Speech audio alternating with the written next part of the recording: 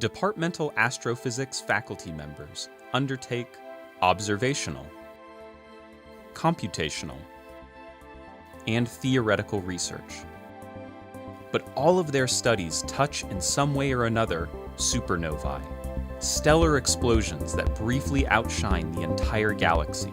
The creation and mutation of nuclei in these explosions are tracked on the chart of nuclides by Professor Carla Froelich.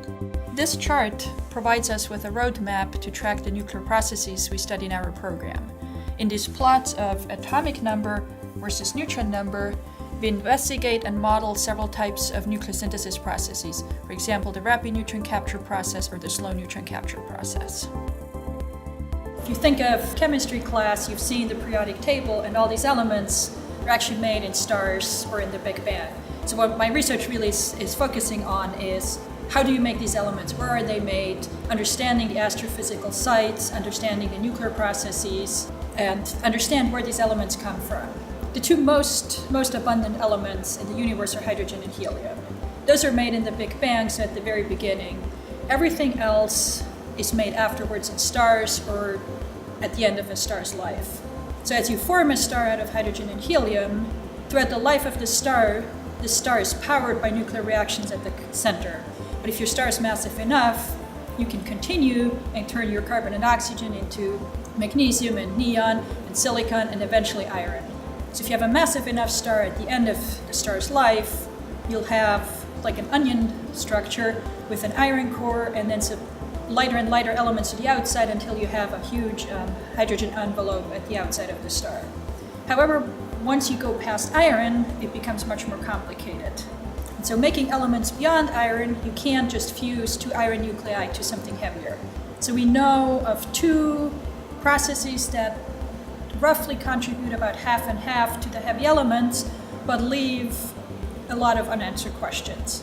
Their timescale is very different. So one is called the rapid neutron capture process, or R process, and the other process called the slow neutron capture process, or S process. So that's one of the other aspects we study in my group is connection between the nuclear reactions, the nuclear physics input, and the abundances, the nuclei you make. But it turns out if you look very carefully, there's a discrepancy between observed abundances of these heavy elements and what we can explain with the S and with the R process. People have proposed an additional process, and they call this additional process a lighter element primary process. The process that I'm working on and that is a strong candidate for this LEP process is the neutrino P process. So we do spherically symmetric simulations of core collapse supernovae, not to understand the explosion mechanism, but to understand the nucleosynthesis. So our interest is what are the conditions and how does that impact the nucleosynthesis.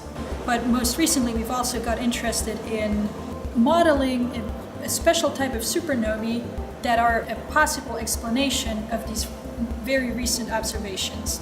And it turns out the supernovae, there's a class of supernovae that are much brighter than your regular core collapse and type 1a supernovae. We call them superluminous supernovae.